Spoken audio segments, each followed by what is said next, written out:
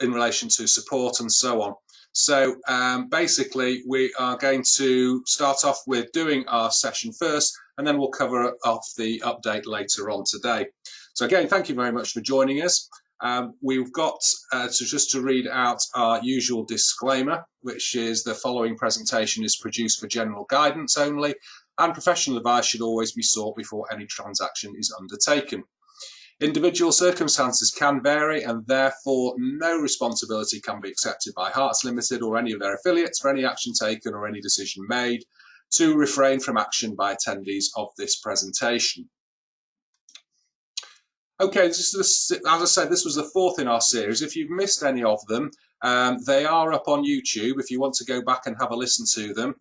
This session is being recorded and will appear on YouTube later on today. So if you go to YouTube, search for Harts Limited, with limited spelt in full, you'll be able to catch up on anything that you've missed there. Today we're looking at the 10 killer ideas. Next, in a couple of weeks' time, it's going to be having a look at technology and your team. We've also got somebody from the IT world who's going to talk about what they've been up to during lockdown and during and the release of the lockdown to see how people are now working generally. Okay, so let's have a look at some 10 killer ideas. And again, this is very interactive. I want you to button if you want to, ask questions. There's the chat box in the top right hand corner of your screen. Please feel free to put in there any questions you want, and we can go through those as well. If you've got any comments, any suggestions, again, we're all here to help each other, so please feel free to jump in. We're going to have a look at the 4 basics, doing a SWOT analysis, writing a business plan, which is pretty much a strategy plan, to be honest, offer money back guarantees, Systemise, the 80-20 rule, and I'll explain that if you're not sure what that is, introductions and referrals, getting testimonials, and follow-up phone calls and action plans, and there'll be a couple of other ones to add on to that as well. So first of all, let's have a look at these 4 basics, and this is all designed to say, well, what do we need to do to increase our turnover, and subsequently increase our profit? Well, the 4 basics are, have a look at if it's possible to increase the number of customers that you have a look and increase the number of times your customer does business with you, and increase the average value of each transaction, and then have a look internally at your own effectiveness and efficiency. There's lots of opportunities here for marginal gains, and we've touched on this. So just to give you an example, if we look at, as we are now, at this basic scenario where we've got the number of customers as being 10, average sales value can be £20, but bear in mind these can be £20, it could be £200, it could be £1,000, whatever it is. We're just using this as an example. Then we're having a look at the number of times in a year they do business with you, or the number of times they buy from you, maybe 3 times. So you can see that your average value of your income for that business is £600. If we then go to option 1, we just say, well, let's increase just the number of customers you have just by 1. Increase the average sales value just by £2. And instead of them buying 3 times a year from you, they buy from you 4 times a year. The effect of that is to increase your turnover from £600 just under £1,000. And now you can play around with any of these combinations and permutations as possible. So for instance, even if we look at option number 2, you're more than doubling your turnover just by increasing the number of customers that you've got, the average sales value, and the number of times they do business with you. But say you can't get the number of customers to increase, but you can increase your average sales value significantly because you can have a look at your pricing, which is another session we'll come on to in a few weeks' time. And then have a look at the number of times in the year they actually do business with you. Just increase it by 1. You can see you can increase your turnover from £600 to £1,000 a year. Now, as I say, these are just sample numbers, but it's all about making these marginal gains. So it's well worth having a look at this and breaking it down so it applies to your own particular business to see what effect you can make on your own business by just making sure that you can have a look and see if there are any marginal gains to be made. So, for example, in the real world, we've got examples at McDonald's, and we've used this example before. But basically, if you go into McDonald's and you want to go and buy a burger, and you want chips with it, they'll say, do you want to go large with it? they're increasing the value of that transaction. If they have a special offer on, you might go in more often than normal. So you might go in 3 times a month instead of twice a month or something like that. So all they're doing is they're taking part of those 4 basic principles of being in business and increasing your turnover and applying them very simply to what you do. And so what you need to have a look at, is there anything in your business that you can apply these same 4 principles to? It doesn't have to be to all your customers or to all your products, but there must be something if you look internally to see, well, actually, yeah, I could increase the price of that sales value, or I could bundle some services together to make a better product to be able to give, or am I going out and getting more customers? And you can see the effect of multiplying the effect of that makes a massive difference to your actual turnover. That's number 1. Number 2, let's have a look at doing a SWOT analysis. Now, people often say, oh, that sounds a bit boring, I don't want to do all this. But in reality, if you can do a SWOT analysis, which is basically having a look at the strengths, weaknesses, opportunities, and threats of your business. So have a look at your strengths. What are we good at? What are our unique skills? Where do we outperform our competitors? That's what you're good at. That's what you need to concentrate on and apply that to the whole of the business. Then have a look at your weaknesses. What are we really poor at? What resources are we short of, and where are we at a competitive disadvantage? That can be potentially your plan as how you're going to tackle those weaknesses. Have a look at some opportunities. How could we improve our sales? How could we improve our efficiency? What new products, services, and markets could be added? Those are all the opportunities that are out there for you. And then you've got threats. What regulations maybe are changing? What products are losing demand? What turnover is reducing? What resources are we finding difficult to find to be able to service our customers? And then have a look at what your competitors are doing. Are they doing better than us, or are we doing better than them? All of these is really the basis of preparing a strategy.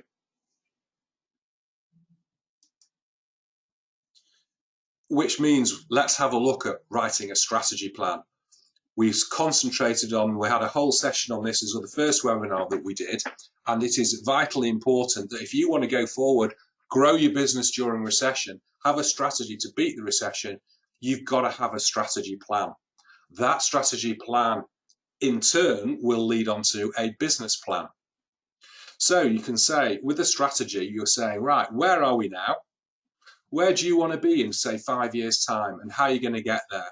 So you want to develop targets, forecasts, and budgets. So once you've got your plan, you set targets for the short and medium term. We've used this analogy before, but you can use the football analogy. A manager might have a strategy of scoring more goals than anybody else from corners, and that's how we're going to win matches. We're going to score loads of goals from corners or from set pieces. That's the strategy of actually how we're going to win our football matches. The plan is actually break down the corner as to who's going to do what, how are we actually going to win how are we actually going to score from the corner to be able to win the matches.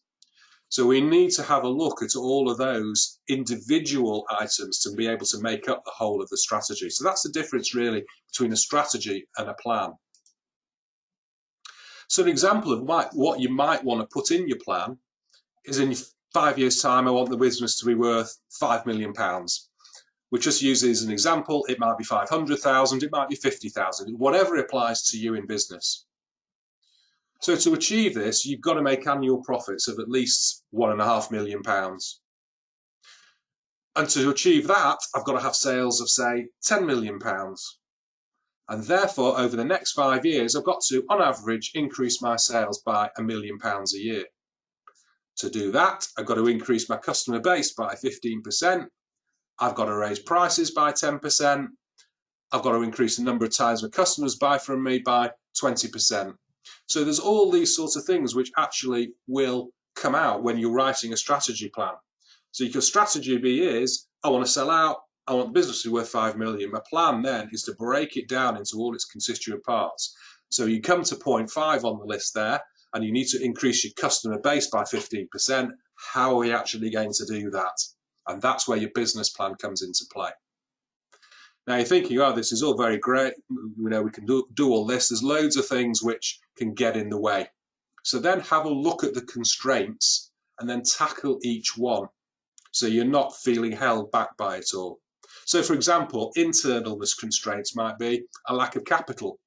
You can't raise any money. Well, at the moment, you can go out and actually get that money because you've got bounce back loans which are available still. We'll come on to the business support update later. You've got the Sybil's loans. Banks are still lending money. So it's still available to actually get some capital. You might find there's lack of credit. So let's get your balance sheet out there to make you look as good as possible.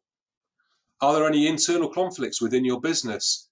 Have some board meetings, have some management meetings to be able to resolve all of these, so you're all then working from the same hymn sheet. So you need, all this will come out if you do a strategy. Have you got old technology? Do you need to update your technology? Go out and do it. You can still get finance for technology. It's very straightforward to do. Have you not done any marketing? Write a marketing plan. There's always a solution to all of these problems. And then, do you have excessive payroll at the moment? Have you got too many staff because of what's going on in the recession at the moment? Again, it's possible to have a look at your payroll, have a look at your staff numbers, and then determine what staff do I need to be able to meet what I need for the future. Have I got the right staff? Have I got the right people doing the right jobs? Again, all these sort of things can be overcome. Okay, so we've got some external considerations. The economy might not be great, which makes it far more important at this stage to be able to go out and do this business. Are you facing any regulatory changes? So for instance, if at the moment, if you're in the hospitality sector, you've got to shut by 10 p.m. Is there any other way around that we can work around that? Have a look at what the competition is. Are they doing far better than we are? Find out and have a look. And you can deal with the internal ones. External ones can be a little bit trickier. So just bear that in mind. Let's move on and let's have a look at our next strategy, which is to offer, our next idea is to offer some money back guarantees. Most companies offer an implicit money back guarantee, but make your specific and credible. So for example, if we don't deliver within a time frame we promised, there'll be no charge.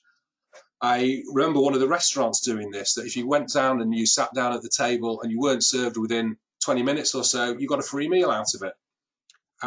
It's very specific to what they were doing, and it made people come in and say, right, we know we're going to get served within a certain time, so it's a great guarantee. Or maybe you go and you can say, right, we'll refund any item purchased within 60 days. This is how Marks and Spencer's grew their business as well, because they offered guarantees. They offer you money back guarantees. Yes, it's tightened up a lot recently, but in the old days, they used to grow the business by saying, yes, we'll take back any goods that you've got as long as you've got the receipt, not a problem. Think of something which could apply to your business that will make you stand out from the competition. There must be something out there which will apply to you. Number 5, systemize your practice, systemize your business. Try and systemize it as much as possible. There's a great book out there by Michael Gerber, which is well known by a lot of people, and it's called The E-Myth Revisited. And it's all about how a woman started up a pie shop and wanted to grow, was working all hours that God sends, and she couldn't grow it anymore until she realized what she was doing wrong. And there's a great book to read. It's not too bad. It's very readable. You can actually get it on Amazon for a few pounds. It's well worth a read if you've not actually read it. So have a get out the E-Myth Revisited by Michael Gerber. But we're talking about systemization. Again, we can talk about McDonald's, and it's very much one of those whereby how do you know, how is it possible for someone at one end of the country working in one McDonald's store to do exactly the same as the guy at another end of the country? So you can have one person at Land's End, another person at John O'Groats, if there is a McDonald's there, I don't know. But they produce the burger of exactly the same standard, exactly the same size, exactly the same colouring, and the chips are exactly the same, and so on. It's because the way they've been taught, they've been trained that everything is systemized. So the bun has to be on for 30 seconds, the burger's on for 1 minute, the chips are cooked for so many, that you get so many chips in each portion. The whole the whole production process is systemised. That way down, they know that they're producing the same each time. And because it's so systemised, they don't need such skilled staff to be able to produce it. So there's an opportunity for efficiency savings there and payroll savings. Much the same applies to hotels. They will have a system for cleaning a hotel room. And on a list, there'll be a list of you clean underneath the bed, you clean the toilet, you clean the window frame, you change the sheets, and there's a tick list. Go down, tick off, make sure everything's done. So the whole process is systemised. Again, you don't need skilled staff to be able to do it. So again, you can then reduce the amount of time that people, reduce the skill level of staff that are required to be able to do this. Is there an opportunity within your business? Take a hard look at what you and your colleagues do each day. Write down how it's done. Start delegating tasks to other people by having them first observe how you do it and then doing it themselves with appropriate oversight. So it's very much having a look and see how easy it is to systemise your business and to systemise your practice depending on what business or service that you're actually operating. Number 6, let's have a look at the 80-20 rule. This is the Pareto principle, of those of you who are not aware of this. So basically it says that 20% of your activities generate 80% of your revenue.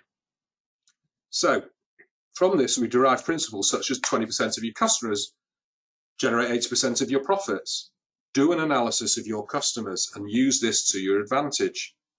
So it then gives the opportunity to say, well, let's look at the remaining 80% of our customers and see whether it's still worth servicing them or still worth having them as customers. Because you can spend a lot of time on servicing those customers and not actually getting a great deal out of it. Here's an exercise to apply the Pareto principle. And what you can do is create a chart. So create a chart that lists your 5 best customers, however do you find that term. In column A, enter the total revenue you generate annually from each customer and total up the column. And then in column B, enter the total revenue you could generate if you sold each customer your complete range of goods and services, and now calculate that total. And then compare the total A with total B, and then how should we change the allocation of our marketing and other resources. So again, have a look at all of that, see whether you can apply to you, read up a bit more about the 80-20 rule. It often applies in many businesses. If it doesn't, fine, but in a lot of cases you'll find that it does. So you might not want customers who are unprofitable. You might not want customers who argue or don't pay or are high risk or complain. And often it's not when you're spending a lot of your time just servicing those customers and you'll make very little profit out of it. So concentrate on the customers that are going to give you the best return. Number 7, introductions and referrals. What we need to do here are have a look at referrals, where you're getting your new source of businesses from and where do you actually get the best business from. And it can be, referrals can be one of the leading sources of new business and the best business because the leads are already warm. Someone's actually recommended you to them. So you don't have to make that initial cold call to them. So again, they're very much warm leads. People like to make referrals. When we make a wise purchasing decision, we want to share it with others as a way of validating our own good judgment and good fortune. So get people to recommend you, ask for referrals.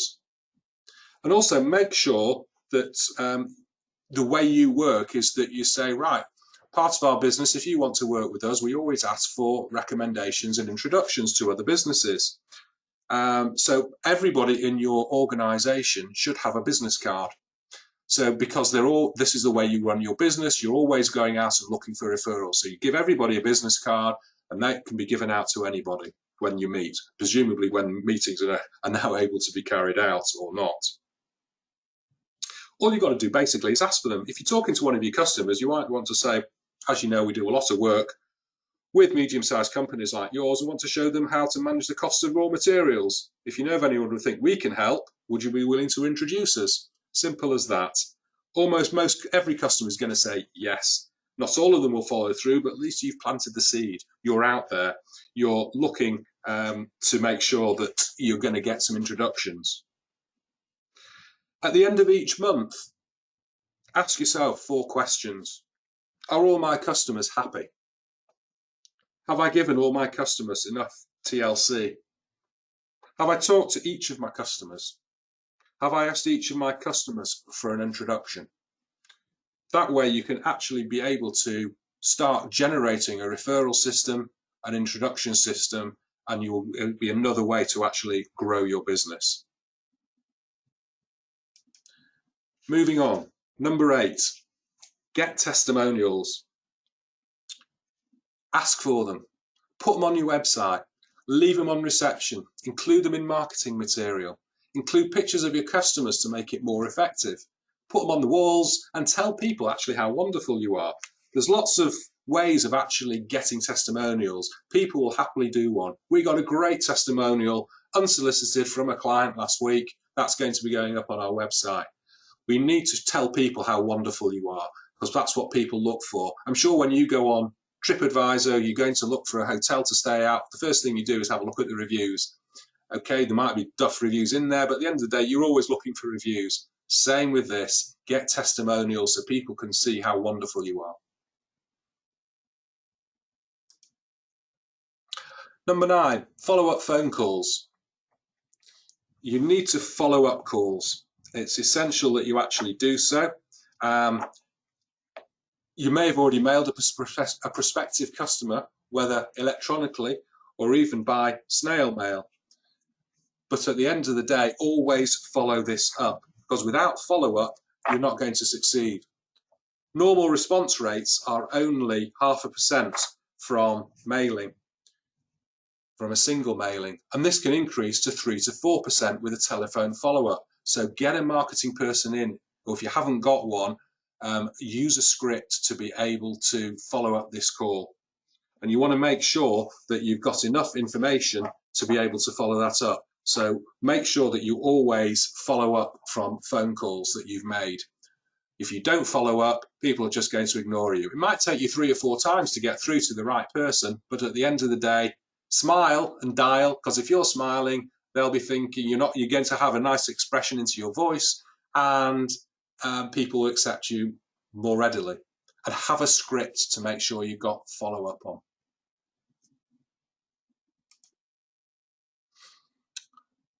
Very important, next number 10. Write an action plan. And this is based on the ideas of numbers 1 to 9. If we haven't got a plan, then it's going to be very difficult to actually do it because no one knows what we're actually trying to achieve. So who's going to do what by when? Have a budget if you need to. Look at what resources are actually needed. And then celebrate any accomplishments and new wins. Get everybody involved with it. Repeat the successful ideas, experiment with new ones. Because again, as long as you've got an action plan and everybody knows what they're trying to achieve, that is vital for you to actually do it. Without an action plan, you can have wonderful meetings, say everyone's going to do everything, but nobody follows it up at the end because with no action plan there, then it's very difficult for you to grow and succeed. So get everything down, written down on paper, so we know exactly what you're all trying to achieve. Okay, thought I'd give you a couple of extras in here because we've got a bit of spare time. So what I say as number 11, have a look and potentially survey your customers.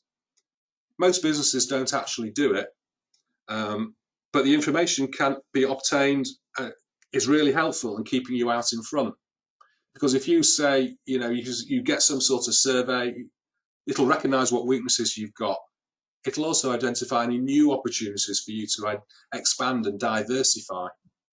Consider a neutral party to carry this out, and you may feel uncomfortable to doing this. So if you're a single person, people might not want to actually come back and say how terrible you are if you're basically just got 1 or 2 team members. So get somebody else to do it. Or they might feel uncomfortable telling you how wonderful you are. So you always get a third person in to be able to do it. There's plenty of people out there who will be able to run a survey of this type. There's plenty of things you can do on MailChimp these days as well. First of all, you've got to decide what you actually want to find out as well, and you want to plan the questions accordingly. So it may well be you want to find out what your service is like, or maybe you might want people to find out what your products are like, or they might want to find out what sorts of other services and offerings you can make to customers and whether they'd be willing to take this up or not. There's lots of ways you can do it. You can do it by email, you can do it by post, you can do it by telephone, but as long as you've got a plan as how you're going to do it, survey all your customers and find out what you want. And finally, number 12, wow your customers. Customers won't just say thank you, but you were fantastic. So for instance, if you don't have a particular product in stock, go out and get it and make sure that they've got it and be able to supply it. Good service isn't enough anymore. You need to wow your actual customers. So, for instance, here's an example for, say, a professional firm. So each new prospective customer sent directions to the office. Maybe an assistant calls to confirm the time and location of the meeting and to find out what the customer likes to drink, during office hours, of course. A space is then assigned in the car park and a sign says for whoever it is. And when that person arrives, the receptionist stands up, greets them warmly, and the reception already knows what she likes to drink, so doesn't need to ask. Very straightforward things to do, cost nothing, but it's a service offering. You're making that wow service. Are you offering that same sort of service to your customers? That's the sort of thing you need to be looking at these days. So people are thinking, oh, what a fantastic place to go and visit. I'm very happy to go and see that there. My name's up in lights. What you could also do, so maybe you've got a screen in reception.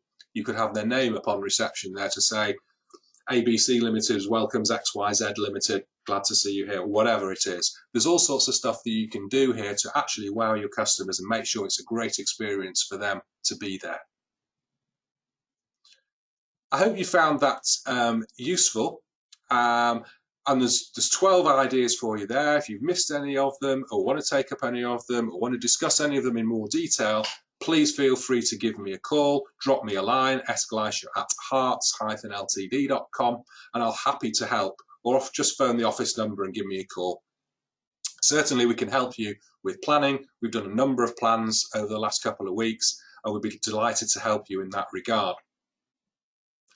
The next webinars are is in a couple of weeks' time on technology in your team. So again, we've got somebody else coming to talk to us about technology and so on. But before we end, there's been a number of things that have come out from the government in relation to the winter economic plan. So I think it'd be very useful at this stage, because we said at the beginning that if anything came up during these sessions, we would cover it as part of the series of webinars. So we've got the new job support scheme.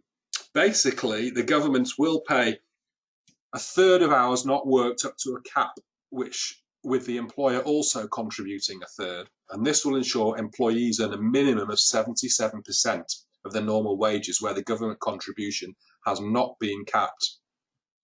The scheme opens on the 1st of November and run for 6 months until April 21.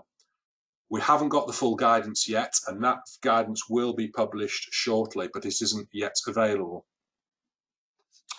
Basically, it is available to employees, must be on an employer's payroll on or before the 23rd of September 2020. So that means if you made a submission notifying a payment to that employee, the HMRC must have been made on or before the 23rd of September 20. In order to support viable jobs, for the first 3 months of the scheme, the employee must work a third of their usual hours. And after 3 months, the government will consider whether to increase the minimum hours threshold and so on. So what does the grant cover? For every hour not worked by the employee, both the government and employer will pay a third each of the usual hourly wage for that employee. Usual hourly wage, we'll wait and see what that comes out at, but it's probably going to follow the similar methodology as for the usual job retention scheme. The grants will be made payment in arrears, reimbursing the employer for the government's contribution, and it doesn't cover class 1, so the employer's NIC or pension contributions, and this still remains payable by the employer. The claims, you make a claim and it's be paid on a monthly basis and payable in arrears. So claim can only be submitted in respect of a pay period after payment to the employee has been made, and that repayment has been reported to HMRC via an RTI return. If you want any further information on that, please let me know.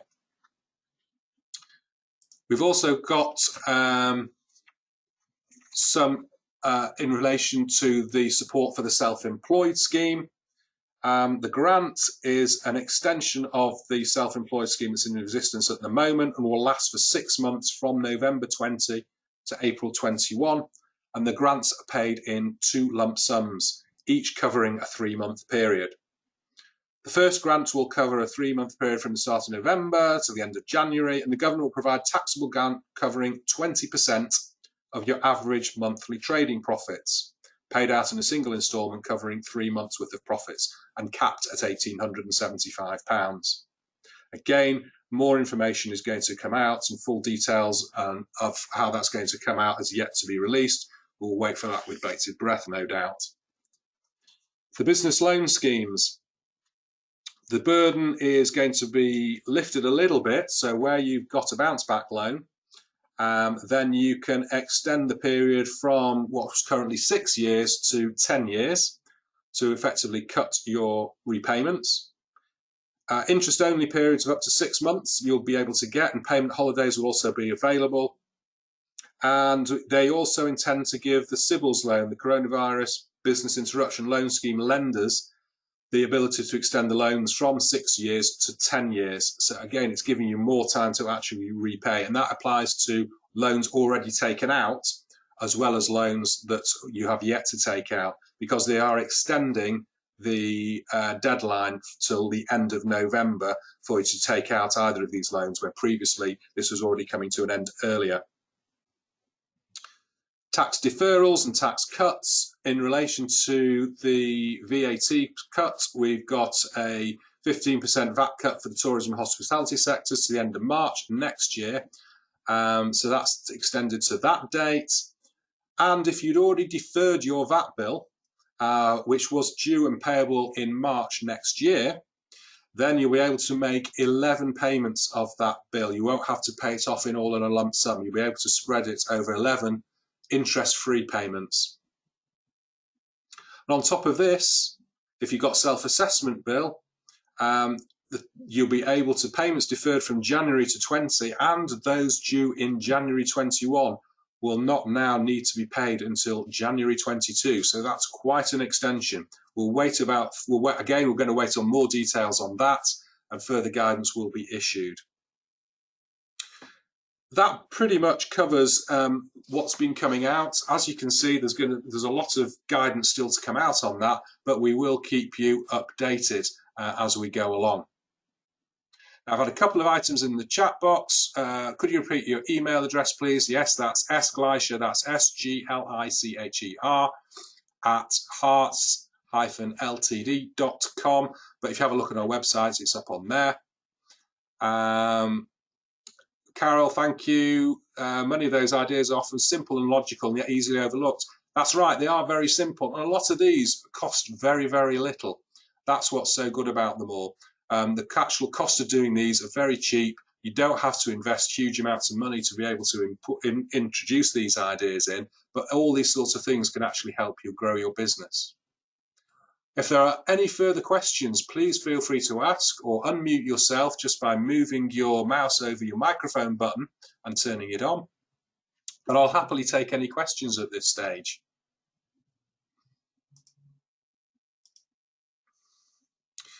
If there are no further questions, fantastic. If you want to get in touch with me, call me at the office. Please feel free to drop me a line.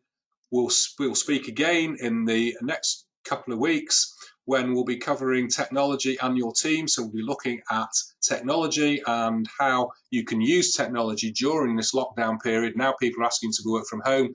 a bit more as well, what you can do to actually help that, what you need to look at. And then also we're having a look at your team as well, and looking at staff issues, potentially how to motivate your staff as well during this difficult time. So there's lots more to come. That's the next session. And if anyone's got any ideas of anything else they want to add for a further webinar, hopefully we'll be putting one on after this series in relation to Brexit and what you need to do to comply with Brexit, because that's changing at the end of the year as it stands at the moment. So if you've got any questions or anything like that, please feel free to give me a call or any suggestions. Again, this session's been recorded. It will appear on YouTube later on. Thank you very much indeed for joining us, and have a good week.